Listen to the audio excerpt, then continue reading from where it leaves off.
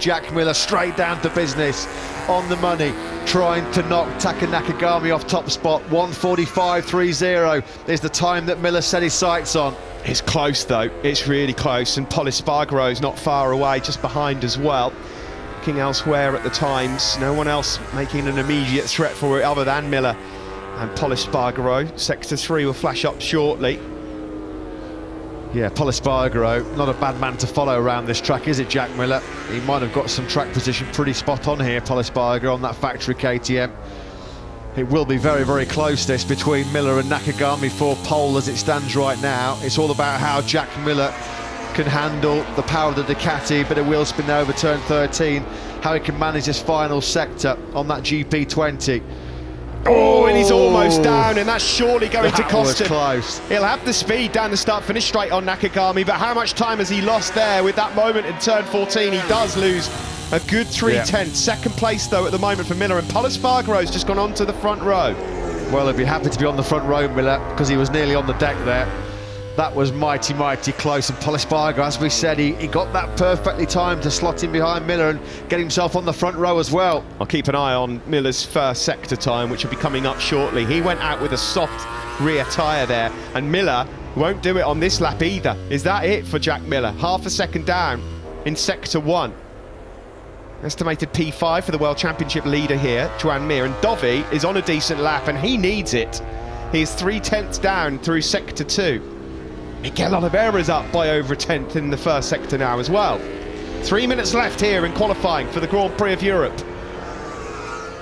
Here's Joan Mir then, fires the Suzuki over the line, and it's good enough for the front row. Third place goes the World Championship leader, Andrea Dovizioso, aborted a hot lap on his first run right at the end of it.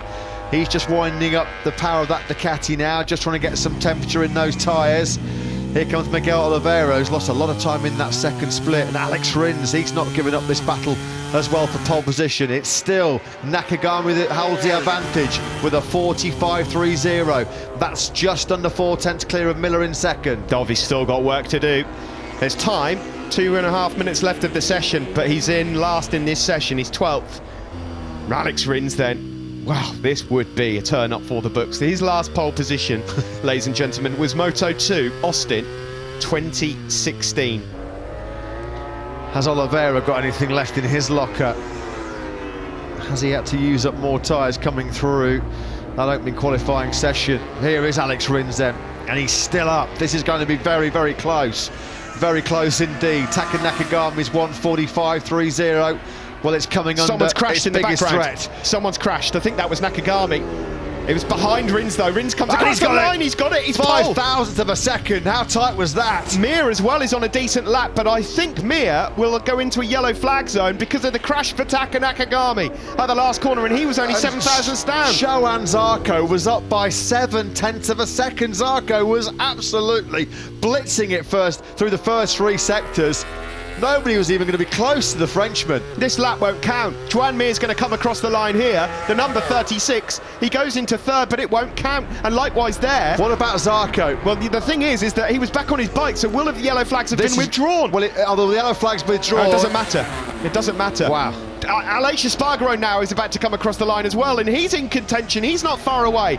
Aleix Espargaro coming across the line. He goes to 4th. There's a minute left in this session. Did Zarco back out of it because he saw the yellow flags, because he was up by 7/10 of a second at one point. Alex Rins then, quick through the first 2 sectors yet again. So is Pol Espargaro. Suzuki on the brink of their first MotoGP pole position in 5 long years. Will it be Alex Rins to take it? Both Suzukis right now sitting on the front row of the grid. But Zarco again, super, super strong in that first sector. And so is Pol Espargaro, so is Rins. It's anybody's.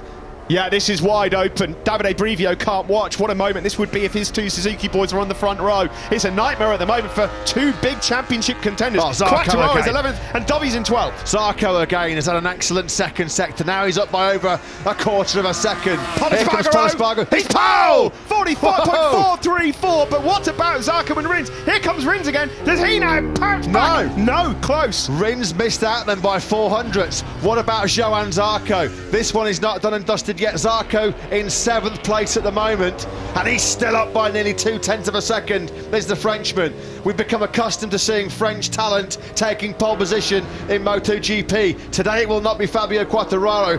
He's floundering again in these wet conditions. 1.5 seconds back, but what about Johan Zarco? Here's the World Championship leader Joan Mir. Is he back on the front row? No. Fourth will be the best for him. Here comes Zarco though. Is it a sensational pole? The flying Frenchman comes across the line. The checkered flag's out. He's missed out. At the moment, it's going to be Rins on pole, and he's up by another 2/10 in Sector 1. It's not over yet though. Oliveira is also up in Sector 1. How much time was Zarco losing in the fourth split?